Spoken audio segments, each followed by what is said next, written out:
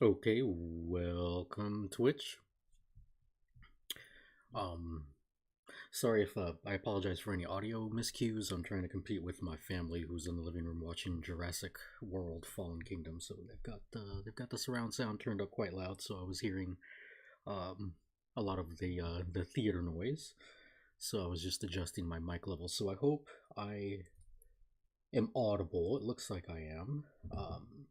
But welcome to tonight's stream. So today we're going to be looking at some additional mobile or digital learning tools. So we're going to start off with what I had on the agenda for Saturday night that I didn't get to, which is the way that OneNote can function on a mobile device. So we're going to take a look at the app itself.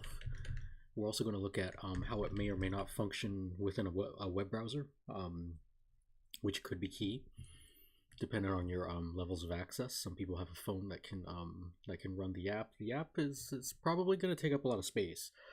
I've been hesitant to use the app because of that, and as somebody who's been teaching with OneNote pretty heavily for the past 4 years, and I actually support.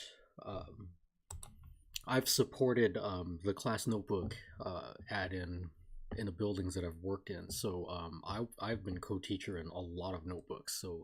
So putting the app on my phone would inherently kind of invite OneNote to hog an extraordinary amount of space. So I've always been hesitant to do it. So but I went ahead and installed it for demonstration purposes tonight. I'll probably uninstall it as soon as the stream is over, just because, like I said, I belong to an extraordinary number of class notebooks within the organization where I teach, and I don't know how much space this app is going to hog on my phone. So we'll take a look at that. So we'll look at the app itself. Of course, I'm not going to be doing anything within my education organization's notebooks. So everything I do from right now is going to be with the Microsoft account that I've created exclusively for this stream. Welcome, by the way. Thank you for the folks that have joined us. So I'm going to get started here. So let me switch over and display my phone. I've got my Wacom tablet connected, but I don't think I'm going to need it initially. So let's get my phone in view here. And let's launch. So I'm going to go ahead and wait for my display to catch up. Let's move this out to some space, some white space in the notebook, so it's not too distracting. So here it is right here. So I literally just installed it before I switched scenes in my streaming tool in Streamlabs. So I'm going to go ahead and open it. Now, keep in mind, I've done a lot with the Office Lens app, so I'm already signed into 2 or 3 different Microsoft accounts. I'm definitely signed into Office Lens through the organization that I teach in, so that account, and when one Microsoft app is signed into a mobile device, like as soon as you install another one, it carries those credentials with it. So what we're going to find here when I open OneNote is I probably won't have to add any additional credentials to it. It'll just pull from the organization where I teach. It'll pull from the account that's associated with this stream, and it might pull from another one. Okay, so here we go. So there's the Outlook account that I'm attached to here, and I'm going to be working within the Windows 10 version of OneNote. Saturday, I went with the three-headed monster, the three-headed dragon that is OneNote. So we looked at the Windows 10 app, the 2016 app, which is part of the Office 2016 installation, and then we also looked at OneNote Online. So today we're starting off with a follow-up in how this works on a phone. But from this point moving forward, unless I need one of the other 2 versions, I'll be using the Windows 10 version of OneNote because of those glitter pens. The glitter pens are fabulous, and so I will continue to use a version that deploys them. So, okay, let's go back to my phone real quick. Okay, so this app, I'm walking this totally blind, so I've never used the OneNote app before because, like I said, I've been hesitant to install it. So I'm going to go ahead and try to open a notebook. So that's not the one I want. I want the one that's titled Live with Glitter. So I'm going to click on More Notebooks. And here we go. So this is Live with Glitter. So it's synchronizing right now. Get used to this synchronization symbol when you're using OneNote, because that's your cue that it's either uploading changes from your device, because almost all of this is going to be stored in the cloud anyway. And we've looked at that. If anyone has questions, and I'm kind of ignoring chat here, but okay, so there are no comments yet. But if anyone has questions, feel free to interrupt me, and I'll pause what I'm doing. I can revisit the past agendas. So, you know, Friday night was my very first stream. Saturday was a follow-up stream. I don't mind going back and revisiting any of the topics that we've covered previously, just in case anybody in the audience in the chat needs me to revisit something. So I'm gonna go ahead and try to open this live with glitter. So the OneNote interface, for those of you just joining us, if you haven't been watching my previous stream, so I've got a pane on the left that shows section organization, and then the very next pane on next to it, adjacent, is going to show page separations. So I am here in the live intervention tab, and I am on September 10th. So that's what we're going to follow on the phone. So we see here the same page titles. Again, this window here is my phone, right? Because I can minimize everything if I want, and if that helps.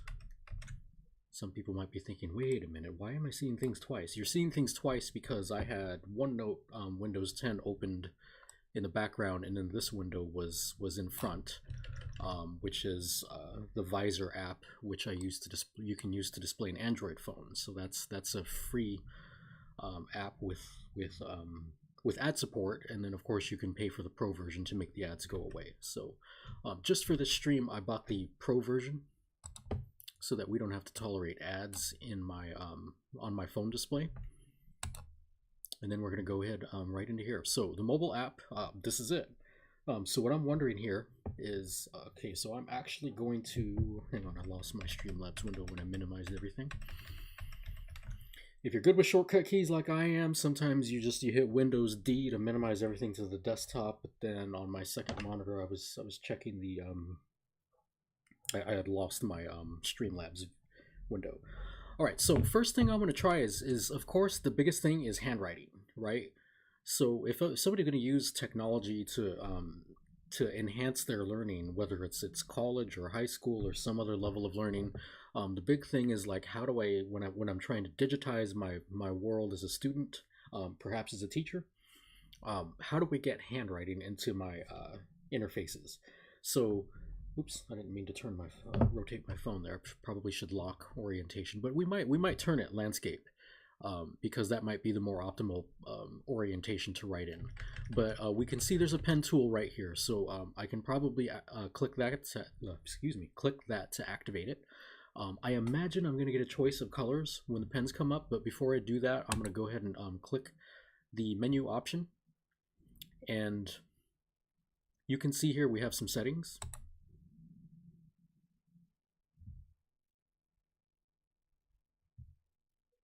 You can take a look at the Office accounts that are associated with and logged into the device here. I'm not going to do that at this point.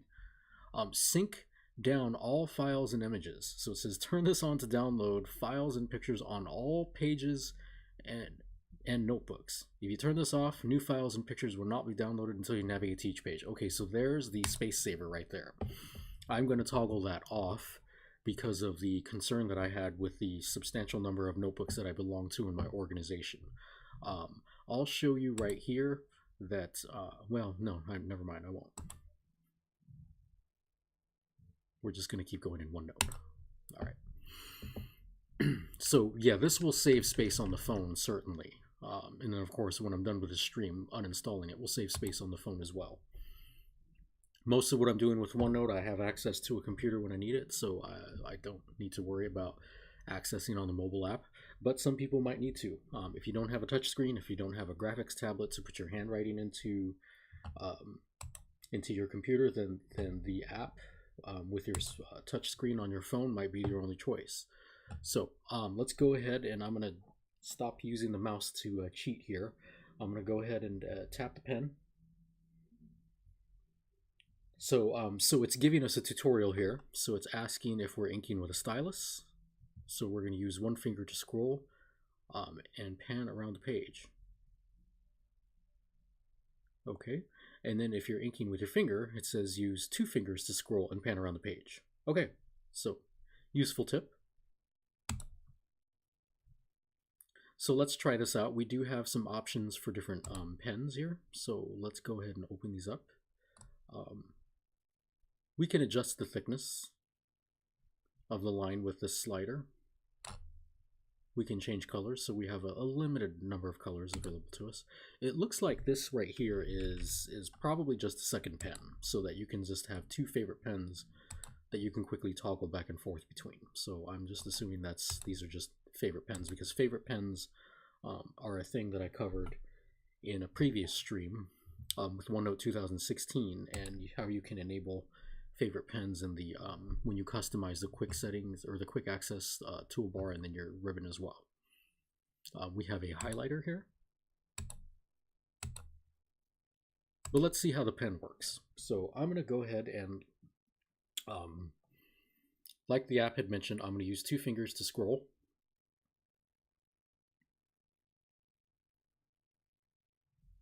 And you have to forgive me, there's a substantial delay between what I'm doing on my phone and when it displays on the visor window. So okay, so let's go ahead. You don't need to see the phone now, what I'm doing. So let's go ahead and start writing here. And I kind of wish I had a stylus, but I'm going to go ahead and write with my finger.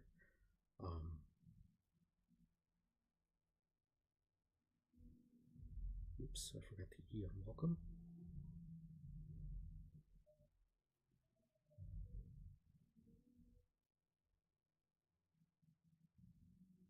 And I hope you can't hear Jurassic Park. I hear dinosaurs roaring in the background. I think I turned the volume down so that that's not audible.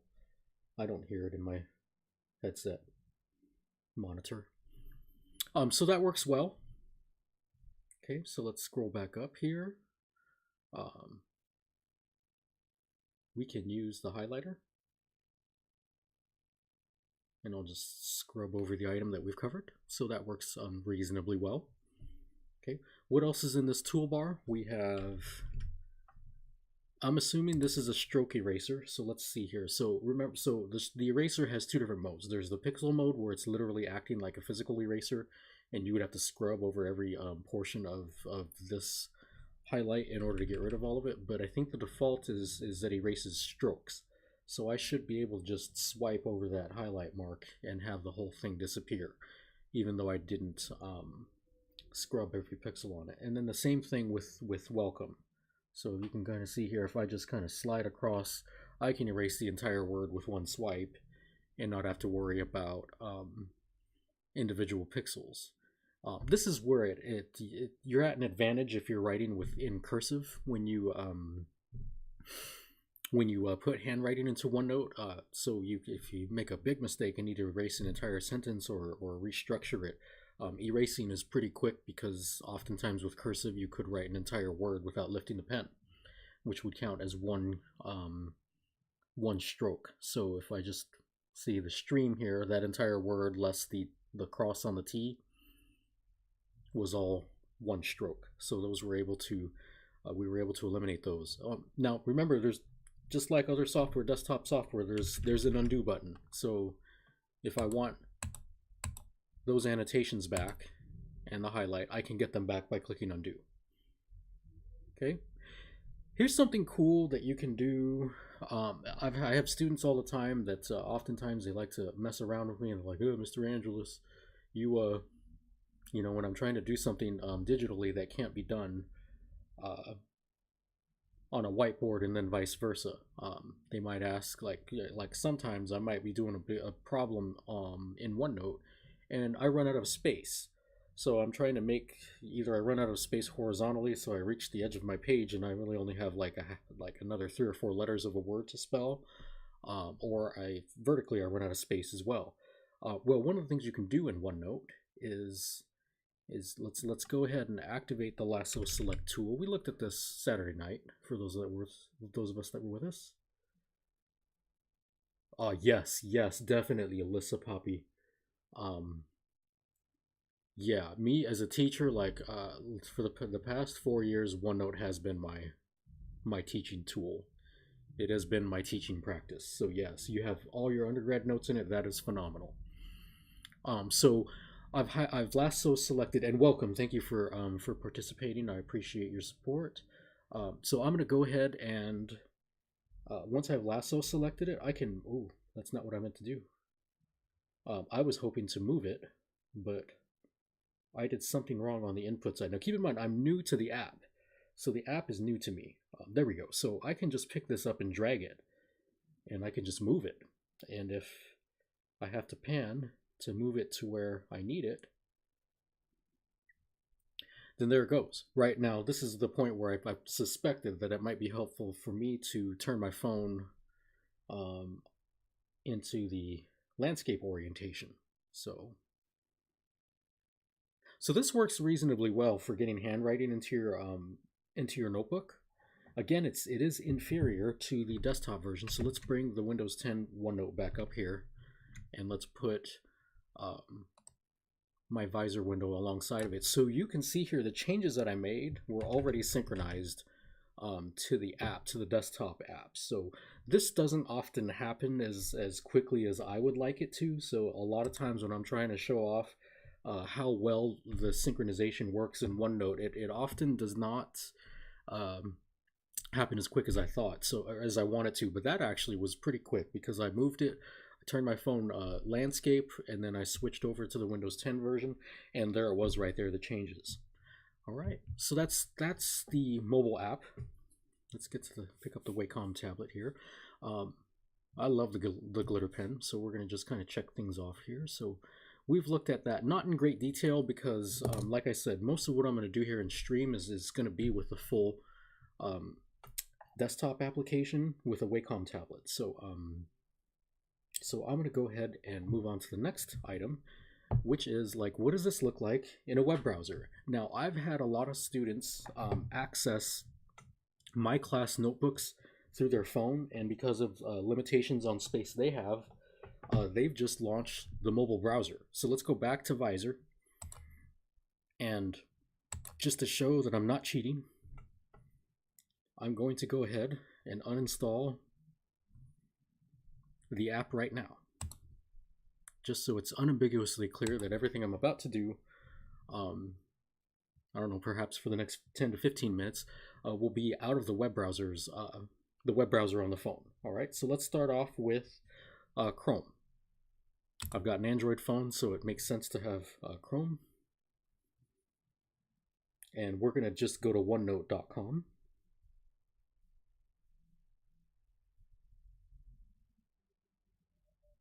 I could cheat and use a keyboard, but I'm not going to do that. I'm going to try to stick with a tool that somebody that's actually doing this in a classroom or on a college campus or in a coffee shop would be using. So let's see. So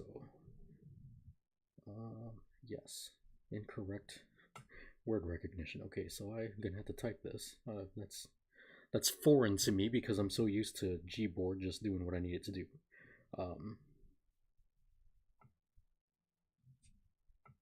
And then let's not broadcast my password to the whole world. So let me switch windows or switch monitors here, and double check to make sure I'm not broadcasting my password.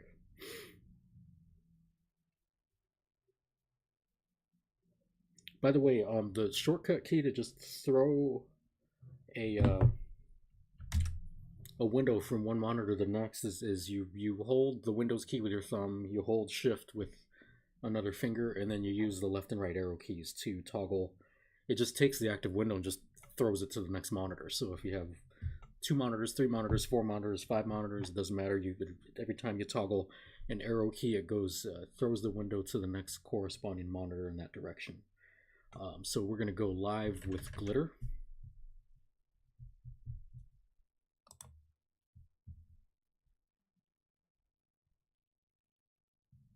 Okay, so I have to not cheat here. So okay, so it can be a little bit tricky to navigate through the notebook because it's trying to mimic what we would see online. So let me switch to my web browser that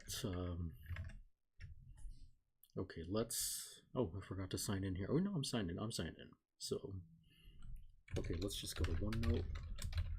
So it's trying to mimic the layout, but then optimize it for the smaller screen. And the layout of OneNote Online is going to closely resemble what we have in Windows 10. My apologies, I thought I had this notebook opened already, but I guess I was just sitting there at the launch screen.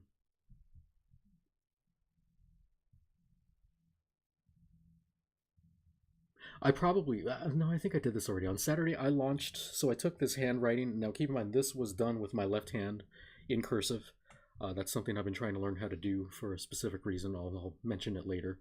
But when I was showing off the Immersive Reader on Saturday, one of the things that I wanted the audience to see how amazing the Immersive Reader does is the handwriting recognition built into OneNote was amazing, because when I launched the Immersive Reader, it just recognized all of this left-handed cursive handwriting, and I'm not left-handed. Okay, so I brought this up because I wanted to show you what the phone was trying to not only mimic but optimize on the screen. So let's what am I doing? Let me show it to you. Okay, here we go. So we'll go back to the Visor app, and let's just minimize. You had a preview. So what I can do here is we can click this arrow to open up our navigation options. So we are in Live with Glitter. We are in the Live Intervention section. I'm not seeing the page navigator, right? So we might need to click on this menu right here to change. So what I want is we can opt to show all. We can opt to show sections and pages, and that's really what I want, because when you show all, the big difference between those two is showing all will give the notebooks. I'm not interested in switching notebooks, so I want to stay in the Live with Glitter. So when we go sections and pages, this is what I was really looking to do. So, okay, so again, let me stop cheating here. Let's go back to using our finger to navigate. Okay, now again, this X here, I drew with a glitter pen, so there's a little limitation there of the online version, both in the web browser for the computer, and then also on the phone as well, is not going to show the glitter ink, which is not that big a deal. And then just to verify, right, this was drawn with the glitter pen, so this just actually shows up as orange ink, which I kind of expected. So we're gonna edit the notebook, and I just want to see what this would look like. So this time we're gonna go in browser, which certainly would not be recommended. I think Microsoft would much rather we use the app. So I'm going to test the sensibilities of, bring up my Streamlabs window again. I'm going to test the sensibilities of the app. So I'm going to try to scroll with 2 fingers and see if that sensibility works. So it works. So I can scroll with 2 fingers. Okay, that works reasonably well. What happens when I click the draw menu? I swear I had done this on Friday night, but I don't remember what happened. So we're going to activate, move my mouse. Let me activate the draw menu, highlight a pen. Whoa, okay, that was a mistake. Let's undo that. So with the pen active, I thought I could use 2 fingers to scroll. But that was a mistake. It turned out that it was using a endpoint drawing, so you could see that actually was kind of cool. So let me find now. Again, this is a 5.5-inch phone, right? It's a Moto Z2 Play, so it's not like the phone is the phone screen is tiny. It's just that, you know, OneNote's doing its best to make sure that stuff here is legible. But again, we're working within some fairly limited confines here. So if we're trying, and I'm doing my best to try to put handwriting into this. So and again, I have the text tool because I was just trying to navigate and pan through the page, and that didn't work. Now my issue that I'm having right now is navigating through the draw menu. I wanted to, there we go. Okay. So I wanted to see the rest of what I had here, which of course is going to be choosing different ink colors, and see, that's an issue where I want to pan, but and maybe there's a way to do this, and if somebody in chat knows how, I actually just want to pan. But see, if I take two fingers and try to scroll, and that's actually a really cool way to to draw on the screen. I mean, obviously, it's not what I wanted to do, but it was just taking the endpoints and just drawing segments between them. And as I was sliding my two fingers, it was just making a continuous series of endpoints. That's pretty impressive. So it looks like my pan tools are going to be the scroll bars. So I was just now seeing that on the screen. Okay, so there we go. So we're panning on scroll bars here. And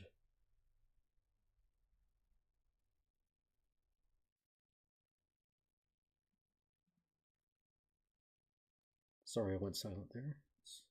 And I am doing this right-handed.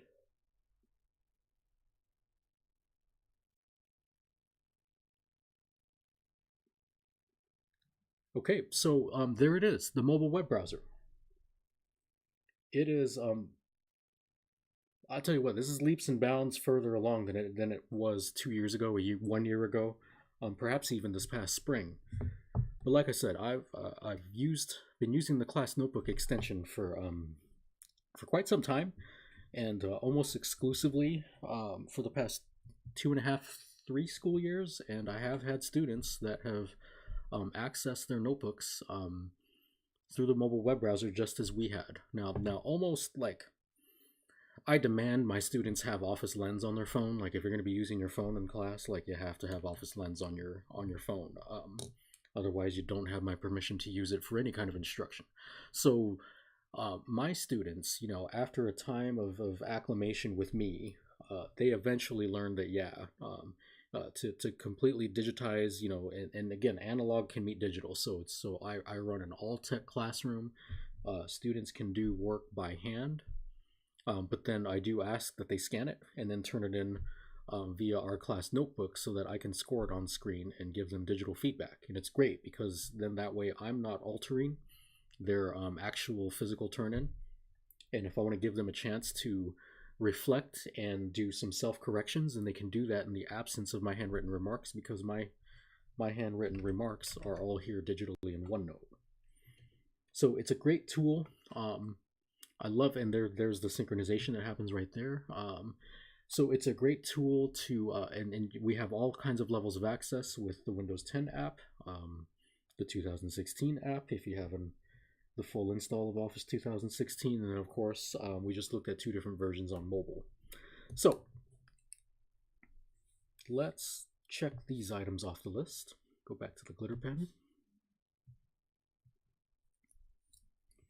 So the next thing I want to do is I want to talk about how Microsoft was really forward thinking when it came to, I mean, this is built into other Office applications as well.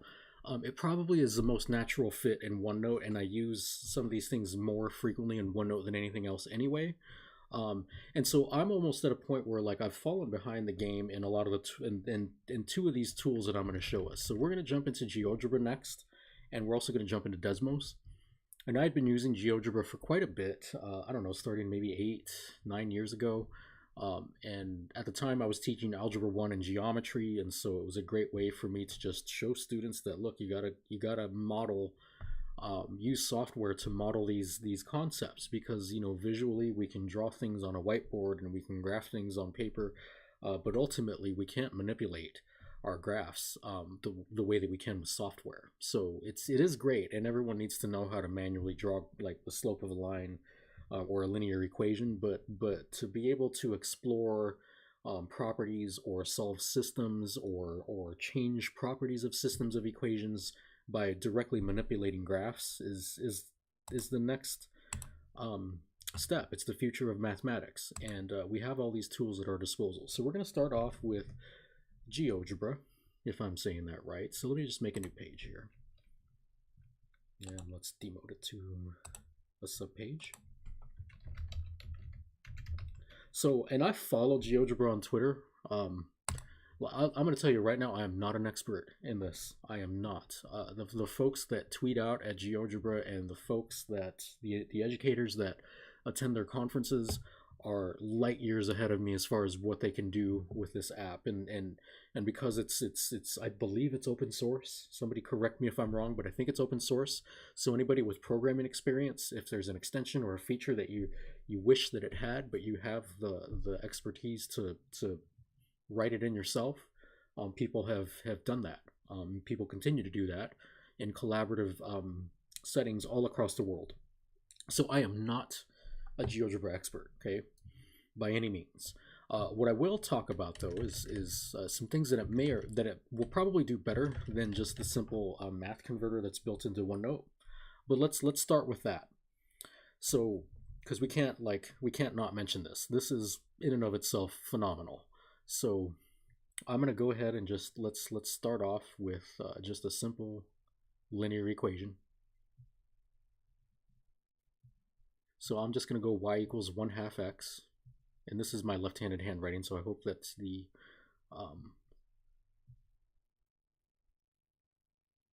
OneNote algorithm picks it up. It should be, because that's pretty legible.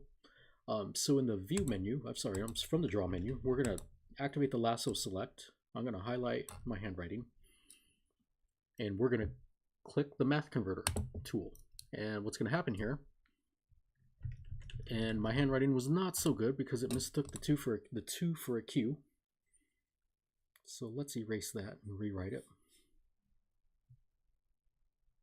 with a pen, not with the lasso select tool. Okay, so that was sloppy. My wrist slid on the Wacom tablet, so forgive me. That's better.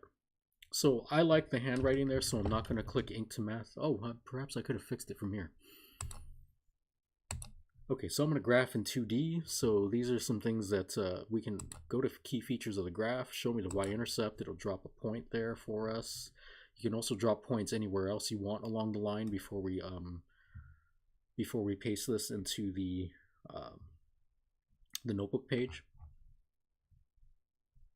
You can adjust the zoom. You can pan the view, so if you want to move the origin, this really bothers a lot of my students. I almost never put the origin at the center of the graph. I almost always have the origin off center in some way, shape, or form, and some of those OCD folks, it bothers them. And I just have to tell them that, well, I'm sorry. The origin is wherever you decide that it is. It's a relative thing, and anytime we graph something, we're only drawing part of the Cartesian plane. We're not drawing the whole thing anyway, so you get to decide where the origin goes in your particular view. So that is phenomenal. So it works really well. It's already built into OneNote Online, so there's no special install required. If you go to onenote.com, sign into your account, and just start get your handwriting in here, and then you can actually launch this tool. I don't think this tool is on the mobile app. I probably should have checked that in stream. That would have been a great thing to question to resolve. I don't think it is though. So, but let's talk about GeoGebra. I had a question that a friend had texted me because she had a couple of, and she's a science teacher in an adjacent school district in this area. She had a couple of students come to her, and I'm going to launch the geometry tool here. And this is just a website. You can run all of this right out of a web browser.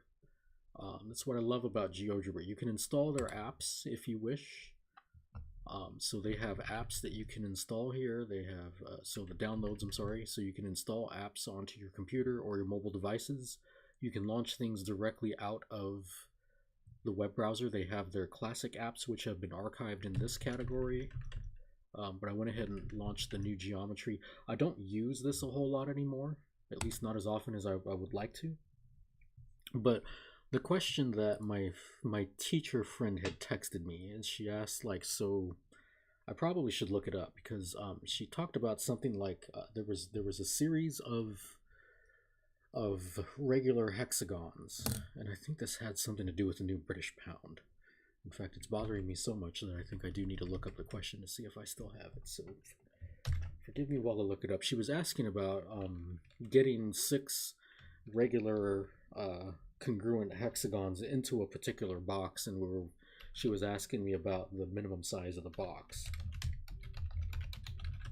And I'm sitting there on my couch, and I kind of had a headache, so I was drinking a cup of coffee because I knew the headache was from caffeine withdrawal.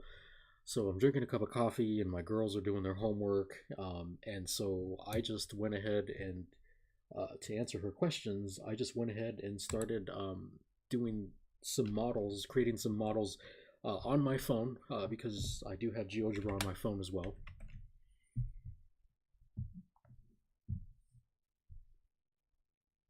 It's right here in the Graphing Calc app, but I don't want to mess with that one right now. Let's stick with this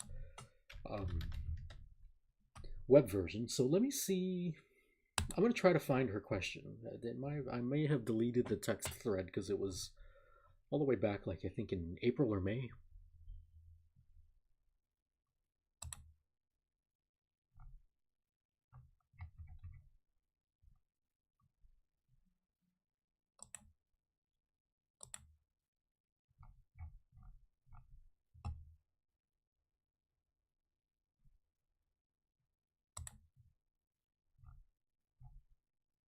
My apologies, I'm just trying to find.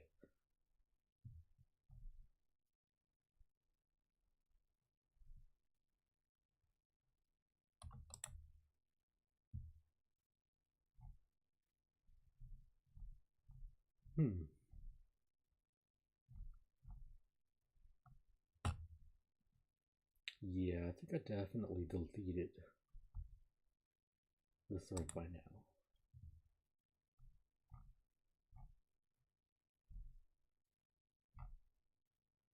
Okay, so never mind on that. What I had done, because I knew it was 6 regular congruent polygons, and they were hexagons. So let's do this here. We do have some basic tools here. I am going to launch. Look at this. There's a regular polygon tool built into GeoGebra. So if you've ever been a teacher and you've tried to draw a regular polygon on the board, don't do that anymore. Do it on your computer. If you launch the regular polygon tool, just drop 2 points to define the length of one segment. Tell it how many vertices we have. We were looking at hexagons, and then GeoGebra does the rest for you. If labels are slightly off, you can move them around.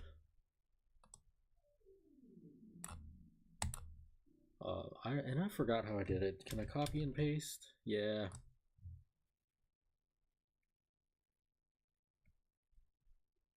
And paste and paste. No? So I think the debate they were having was they didn't know whether it was optimal to line up these hexagons so that they touched at a vertex, or if they wanted to line them up so that they met at an edge. I don't remember what it was, to tell you the truth. I just remember doing this for her, and then thinking to myself, yeah, that's kind of a cool problem to encounter at the end of the school day. And there's probably a better way to do this, probably a quicker and faster way. Because like I said, I'm not an expert on this. I would love to be an expert. I don't use it often enough anymore. But you can do some pretty amazing things with this software. So because I'm not an expert in it, and let me check my chat. I don't know if I'm totally ignoring chat. Okay, so not a whole lot. Okay, just making sure I'm all caught up. So what I'm here to do is I'm here to show you how OneNote talks to these things. So one of the things you can do with GeoGebra is you can always export your view as an image. So let's open the menu here. So we can export the image, right? But see, what it's doing is it's taking the entire workspace here. So it says right click to copy to clipboard. So let's copy the image. Let's go over to OneNote and get a container insertion point. That's not optimal. All right, I didn't want all this empty space, but we had empty space in our work field here. But look what what, and really, this isn't exclusive to OneNote. This is just about everywhere in Office and a lot of Microsoft products. And that is, oh, I stand corrected. It's not here. Well, let's see. Can we insert a picture? From file, from camera? Oh, wow. So I am going to abandon OneNote Windows 10 because that's not what I wanted to show us. Okay, so let's go to 2016. And if somebody in chat knows where this is, if I'm just missing it, then holler at me in chat. Because I know exactly where this is when I'm using OneNote 2010. And so let's go to it here. I'm going to pick an insertion point out here, and from my insert menu in 2016, not OneNote Windows 10, I have a screen clipping tool. So when I click on this, so I forgot to mention the caveat here. So the app that you want to screen clip from needs to be the most recent. So let me switch back to, okay, OneNote 2016, and let me switch back to Geogebra. So you have to toggle back and forth between the app that you want to screen clip from. Of course, if you know, I could have also thrown this to my other monitor, but that doesn't do you any good because you wouldn't have seen me clip it. So let me go back here. Insert screen clipping, and then here comes Geogebra. And all I have to do is just drag a rectangle over precisely what I want to clip. And as soon as I let go, I get the cropped image. So this one has a lot more fidelity. And then notice that it also gave us a timestamp, just in case you wanted to keep a record of when things were clipped in.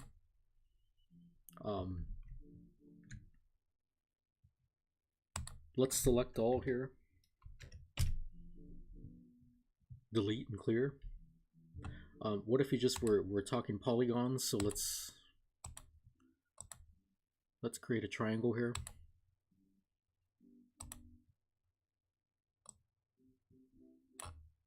And what if we were just kind of interested in like what's with all these things about perpendicular bisectors in a triangle, right? So okay, let's look at this then. So we have construction tools here. I can just ask for a perpendicular bisector if I click on a line segment, and I can do that with another line segment, and I can do that with another line segment. And when we study points of concurrency for triangles, you know, those of us who know this, like, we know what's coming up here, right? But what we can do as well is we can show the intersection of two other objects. And I'm trying to find, okay, let's go more. Okay, here we go. Forgive me, it's been a while since I've used this software. Here we go. So under points menu, I can show the intersection of two or more objects. So if I activate this tool, I can just click on this line, and I can click on that line. Okay, I could click on the third line if I want, but you know that it'll end up being the same point. What we can do here now is we can hide the perpendicular bisectors, so that we just see the point of concurrency. Now, the cool thing about this is, and this is what you can't do on paper and pencil, we could have taken 20 minutes with a compass and a straight edge, right? Those of you who have taught geometry before, we could have taken 20 minutes and walked a class through all that, right? So let's hang on. Let's go back here to what we just lost when I hit all those. You know, right? We could have taken 20 minutes and done that, maybe longer, depending on the skill level of your class. And there's still value behind that. Do at some point in time take that 20 minutes and do it. But here's what you can't do on paper, pencil, and with a compass. So what I can do now is I can change the properties of the triangle. I can just completely move points. Because I use the Polygon tool to create the triangle, it's always going to be a triangle. So it knew that we were talking about 3 points. And if you want to see how the perpendicular can, because again, this point D is a dependent object. So it's always going to represent the intersection of the perpendicular bisectors of the sides of this triangle. So I can turn these back on if you want to see how all of this stuff moves together in perfect synchrony.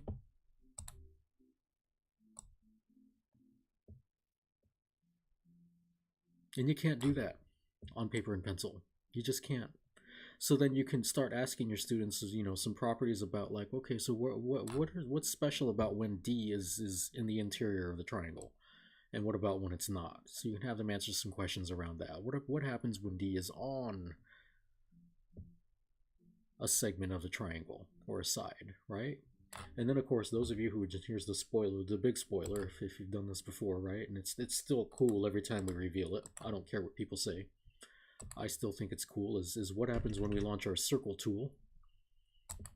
So the circle tool itself, and they always give you tips. Anytime you're using a tool in Geogebra, let me hide this download window. It always gives you tips when you select a tool, right? It's going to say circle with center through point. Select the center point and then a point on the circle. So D, as the intersection of perpendicular bisectors, is the center point of a particularly special circle, and that is right here. Okay, so you can use D as a center point to inscribe a circle, or to circumscribe a circle around the triangle, which means this circle is going to touch all three vertices of the triangle itself. Okay, that's how you would find it. Now you don't, of course, you know, good geometry teacher is like, nope, you don't have to draw all three perpendicular bisectors, just draw two of them. Okay, the third one will intersect in the same point. And then you can circumscribe your circle right here. We're going to place our compass point at D, place the pencil point at a vertex, and then we draw a circle. It touches the other 2 points. And what you can't do on pencil and paper is you can't make this exploration where it's like, so first of all, I can't move D, okay?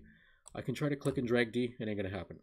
Okay, D is dependent on the properties of the triangle itself.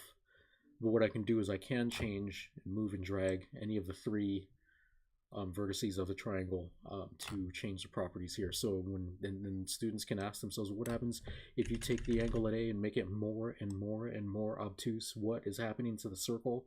What is happening to D? Is it getting farther away? Why is that? And then do we reach some breaking point here? Because I'm seeing A get more and more and more obtuse.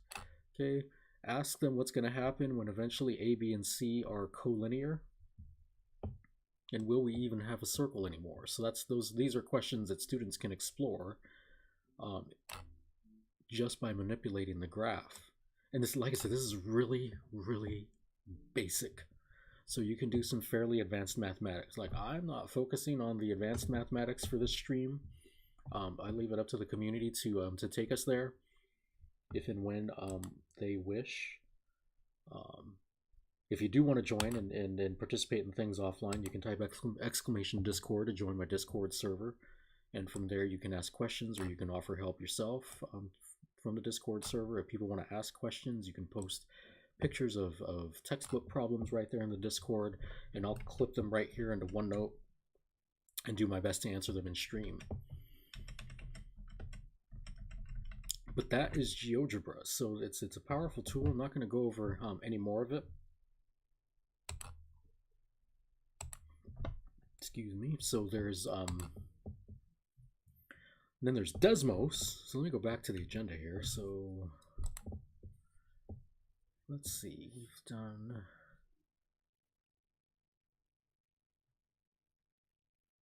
oh, that's the wrong one. I want the glitter pen. Sorry. Should have left that one open, but I did want the glitter pen. All right, so let me put an X here. So that X that I drew, I don't know if it's going to show up because I closed OneNote before it could sync changes.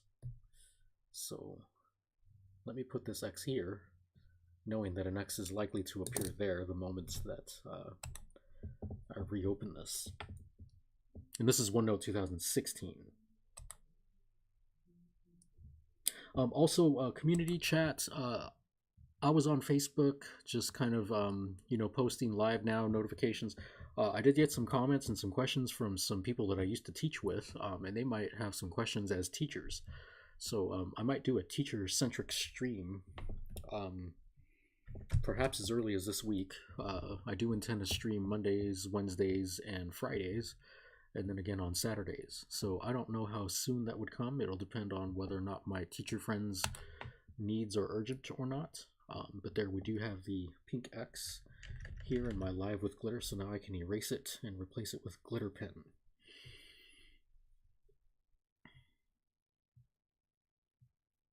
So do know, if any of you are teachers that used to work with me, I'm working through the details of getting your questions answered. It'll be tricky because if I'm going to log into services like Canvas or show off my class notebook interface, I do have to be careful about obscuring any student information during the stream. So that's something I'm thinking very carefully about. It might not be possible. I might just have to do videos rather than live streams. But it also could be possible if I just get creative enough. So we'll see. So let's take a look at Desmos. So if you just go to desmos.com, there's also an app as well. I have this one on my phone just like I do Geogebra as well. It's a pretty simple app. Just imagine a graphing calculator if graphing calculators had actually evolved. We are going to look at Wabbitemu, which is a graphing calculator, what's the word I'm looking for? Emulator. So it's a graphing calculator emulator. And why not? Let's look at it right now. Because the graphing calculator industry or the graphing calculator reality or market is a frustrating reality. So here's my emulator. Okay, it's something that's you own a calculator. I have one of these, right? You can extract the ROM file off of it and then register that with this app, and then you've got yourself a graphing calculator emulator. So it works just like the calculator itself. So you can see this one had powered itself off from being idle, and right, just for the interest of demonstrating what this does. And this is a $140 calculator, and it'll get you through a lot of math courses. This is suitable for like taking an AP statistics exam, an AP calculus exam, although there are more advanced models than this. But let's go ahead and just start plugging some equations in here. So let's just go y equals 2x plus 1, and then let's go y equals negative 1/3. And actually, it's been so long since I've used one of these, I probably should say negative x over 3, because I wanted negative 1/3 x. And let's go minus 4, and then graph it.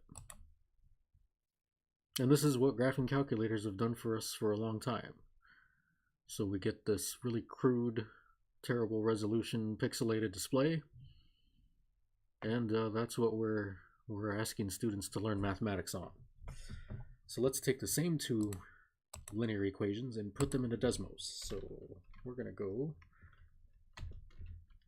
y equals 2x plus 1. You can see here it's already graphing for us. So points of interest, it's already dropping points on the x and the y-intercepts. And then let's go y equals, where's my negative? Oh, so yeah, that's one of the things I forgot about Desmos. Desmos handles fractions well, so I could have gone negative 1/3 x.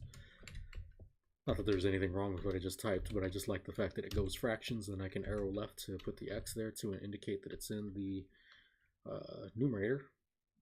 And then what do we have? Minus 4 for our y-intercept. What happened?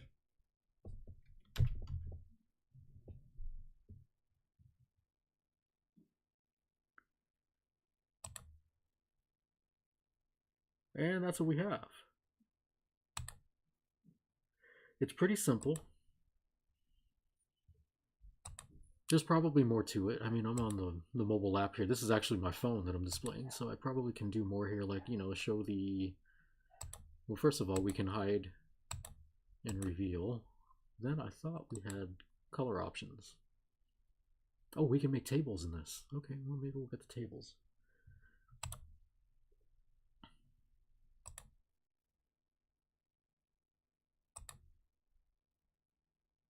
Wow, look at that. Okay, so you can look at a table of points. You can add additional values of x. So when x is 8, y is 17. Oh, that's fun. Okay. And this is a really good thing for your students that are struggling, or if you yourself are struggling. This is an interesting exercise to go through here, just to understand that it's an input-output, right? So each of these values for x is going to return a unique value for y just by simply substituting and evaluating. So that's new to me. Okay, so how do we get rid of the table? Can I click this? Ah, there's the color. So we can change the color. We can change the property of the line.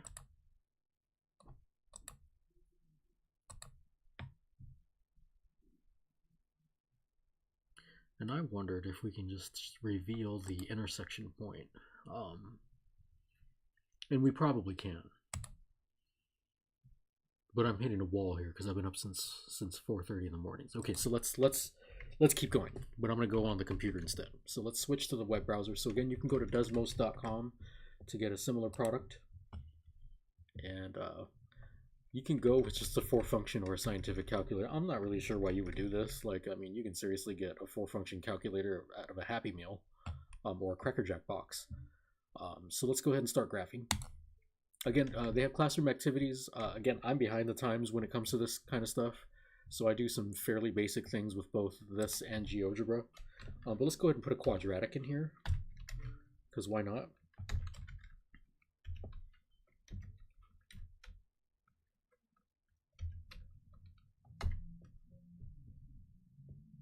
So we're going to go y equals x squared minus x minus 6. I deliberately picked one where I knew where the zeros would be, right? So so we get roots at 3, 0, negative 2, 0. I knew that was going to happen. That's pretty cool, right? So you can go in here and draw another one. So we can go, and what if, can we just draw points on this? Okay, here's one thing you probably can more easily do in Geogebra than you can with Desmos. I'm wondering if I can just draw a line by putting a point here. Because like I said, I'm not too familiar with Desmos.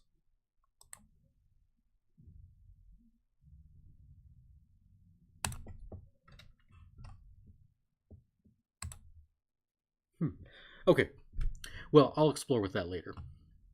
But we can also change this to an inequality. So forget the equal sign. Go less than or equal to. And what I love about this is the shading is just absolutely gorgeous, right? So we can pan, scroll here. So less than or equal to. You can also change this to just less than, and then we'll see the subtle difference. Ask students what happened when we had less than or equal to versus just less than, and then have conversations about why this line is now dotted to indicate that it's a reference line, and the line itself are not solution sets, right? So they don't make this statement true, but they're simply the reference points. But then as soon as we take this and change it to the less than or equal to, that's why the line becomes solid, because plug in values of x and y from the lines themselves, and then we get true statements within the inequalities. That's cool stuff. Linear inequalities as well. So y is greater than 4x minus 1. Again, a dotted line because it's greater than. And then how does that intersect with, okay, so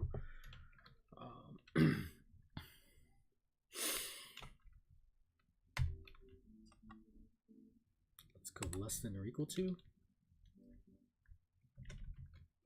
1/2 x. And let's go with the same y-intercept. I want them to intersect there, right? And so when you're looking at systems of inequalities, you could make these colors contrast even more.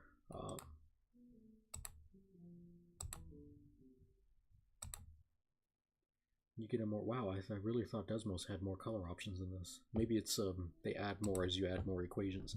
So really, when you're looking at the overlapping area, shaded area, this is kind of what we're looking at as a solution set. And so take any point within this double shaded area, plug in the corresponding values for both x and y for both inequalities, and you'll get two true statements. All right, so what does all of this mean? And yeah, I lost my OneNote place here because this is all supposed to be like how this stuff plays well with OneNote. So let's go ahead and add a Desmos page. And it's the same thing here. So I'm going to try this one more time in Windows 10. I just, in the Windows 10 OneNote, I thought the screen clipping tool was part of this. I must have been wrong. I thought I had used it in the past. Okay, so perhaps, and you know, my OneNote could be out of date. I might need to go in and do an update to my Windows 10 OneNote manually. So let's go here though. We made a new page. I'm going to Shift F9 to push changes up. I'm going to Shift F9 to pull changes down. Here's the page right here. We'll go Desmos, toggle back to the window with Desmos. We toggle back to OneNote and insert a screen clipping.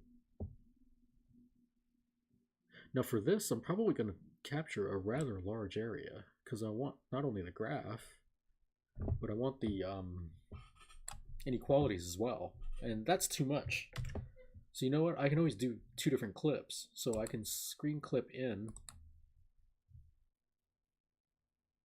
first the system of inequalities as they're algebraically described. No, we don't need all that extra.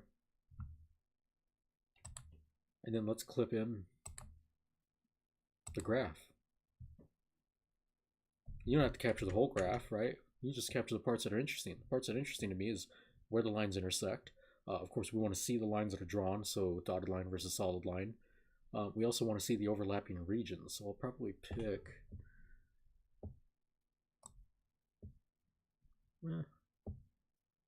Nah, not happy with that. I'll go a little bit further north.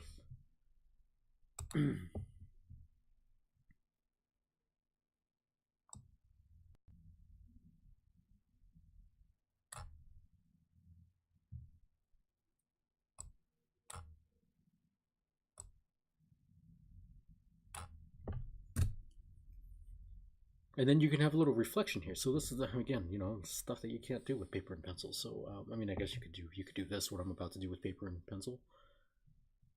But we can reference this, and again, this is with the left hand. Let's try cursive.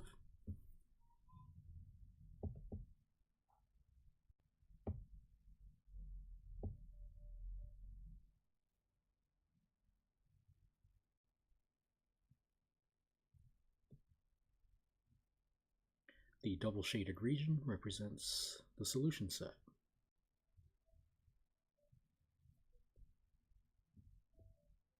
And pardon me while I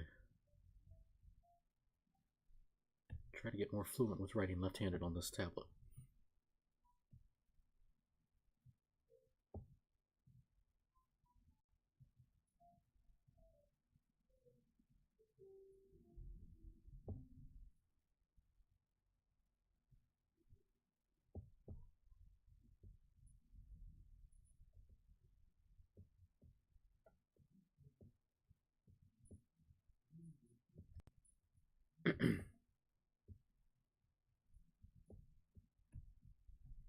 I won't go into the whole explanation, but you know that is, you know, pick any point in that double shaded area, plug in its x and y coordinates into both inequalities.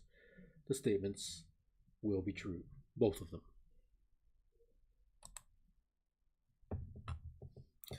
All right, so let's go back. Let's see, what did we cover tonight?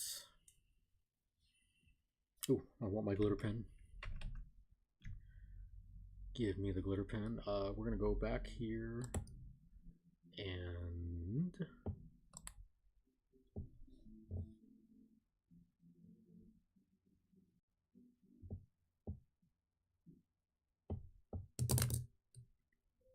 oh, wabbity emu.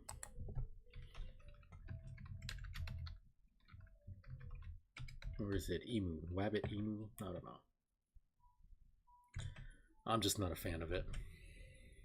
I mean, I'm a fan of the emulator. I love being able to just pull up a TI-84 Plus Silver Edition on my computer.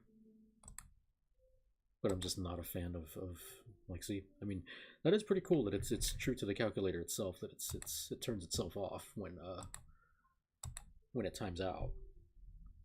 And you can do things here within WebDMU, so you can take a screenshot. You can record a GIF if you want to show your students a keystroke sequence that they may or may not remember because they haven't had enough practice with it.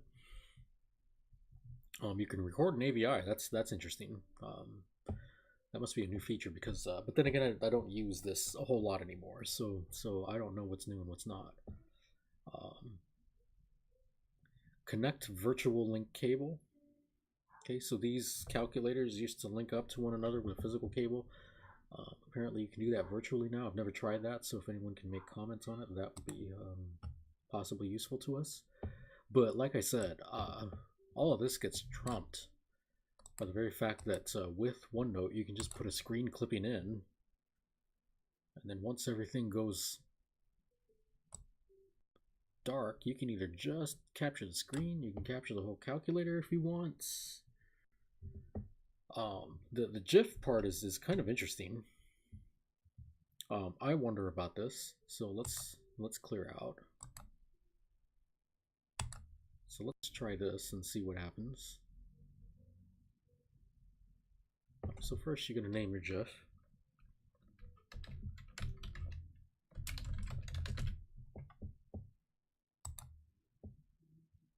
Oh, so we get a little blue thing here that we're recording. So let's just find a cosine of 30. I hope I'm in degrees. I don't know if I'm in degrees or not.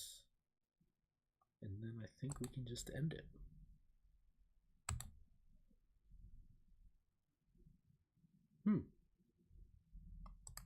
Very interesting. So what happens if I go to insert a picture? And I'm going to discover something new here. I'm either going to learn that we can do this or we can't. So let's find out.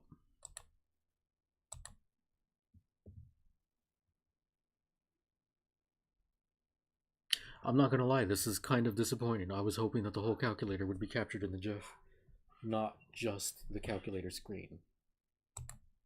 Although this could be a function of like GIFs not supported in OneNote, at least not in this version of it. So let me, in the fairness of OneNote, let's go to my file explorer and see if we can get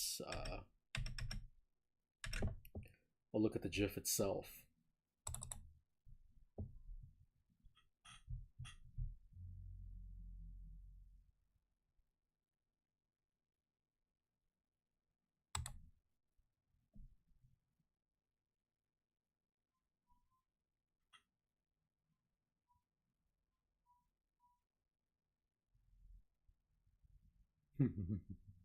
It's just the screen. Yeah.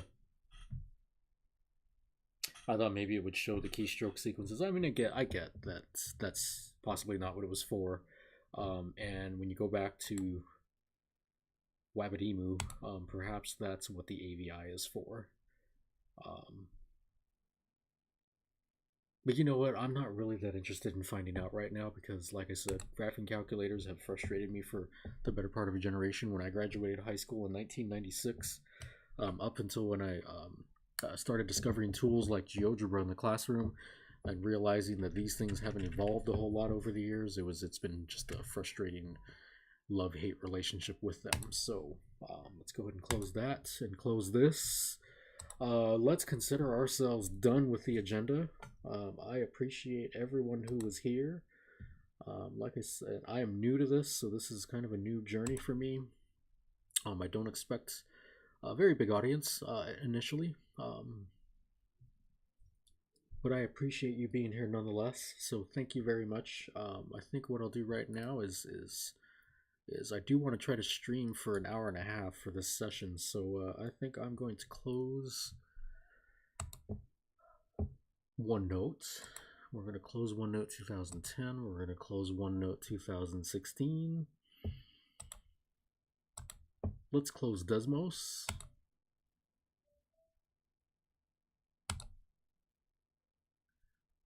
And let's log out of OneNote Online.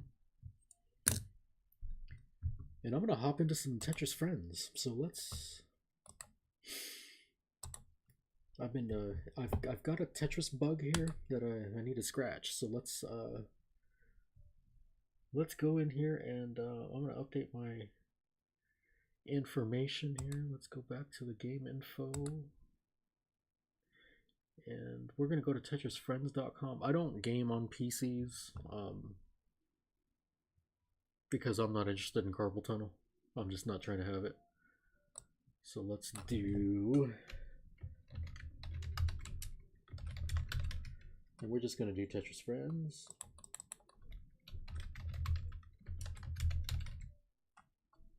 I hope this is a game that's an official game in Twitch.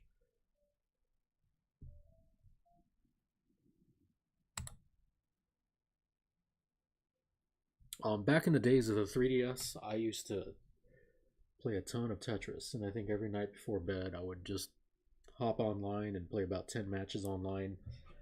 It's been a while since I played Tetris, and especially Tetris Friends. It's been a while since I played Tetris Friends, but let's get into it. I want to see if I want to do my, let's get in there and do some sprint.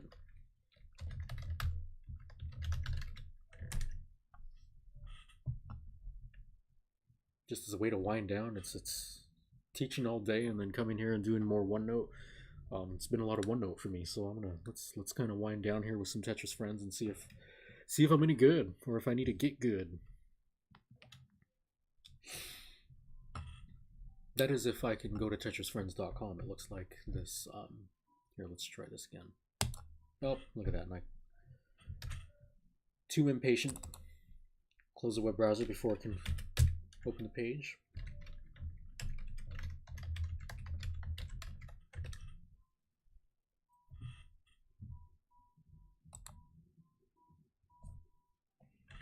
Let me log in here on the other screen briefly.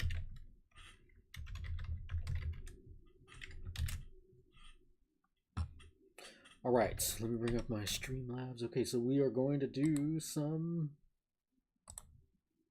sprint, right? So sprint used to be a thing, right? Clear 40 lines as fast as possible. Well, these 6-player battles look fun, but I don't think I'm ready for that. Let's just do a sprint. All right, clear 40 lines. Let's do this.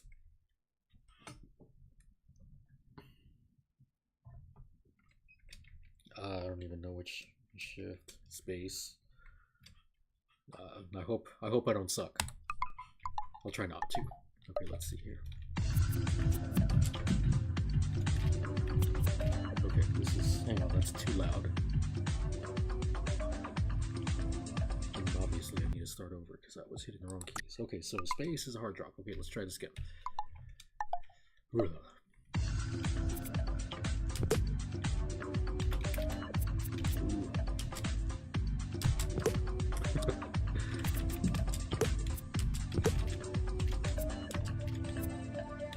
Are you kidding me? I guess I need a better computer for this. Hard drop, come on, hard drop. Rotate, hard drop, rotate. What's going on?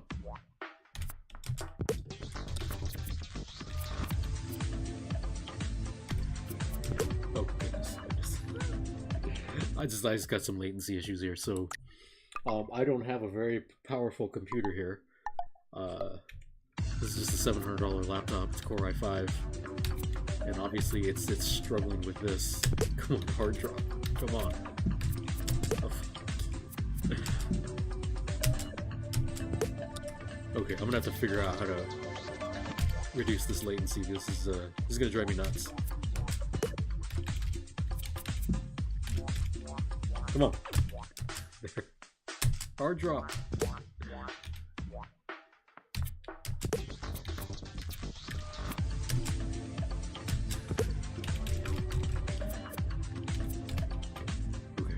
I'm just gonna have to go slow, and maybe sprint's not the mode for me when I'm streaming, because this is just insane.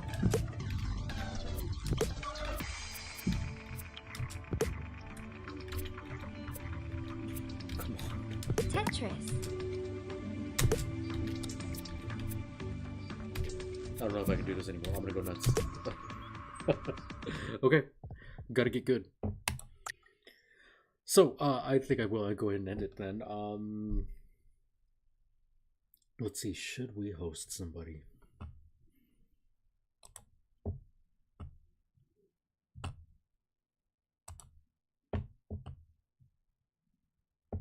Let's see if there's somebody that we can host. I would love to host Johnny Chico, but I don't think he's streaming right now.